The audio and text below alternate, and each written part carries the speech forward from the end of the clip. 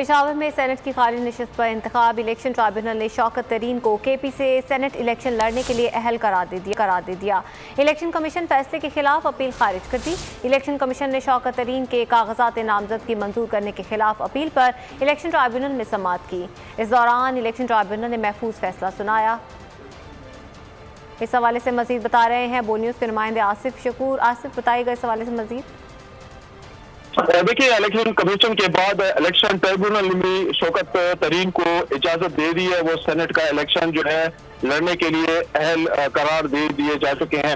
Election tribunal के जज justice Syed Mohammad Atiq Shah ने फरीकैन के दलाल सुनने के बाद फैसला महफूज किया था और जो महफूज फैसला था उसका जो है वो अनाउंस भी कर दिया गया। इलेक्शन कमीशन की जानिब से शौकत तरीन के कागजात नामजदगी दुरुस्त करार देने के फैसले को शौकत मीरजादा ने इलेक्शन ट्राइब्यूनल में चैलेंज किया था।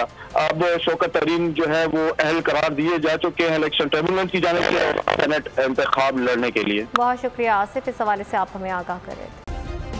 सब्सक्राइब करें और बेल दबाएं ताकि कोई खबर रह न जाए।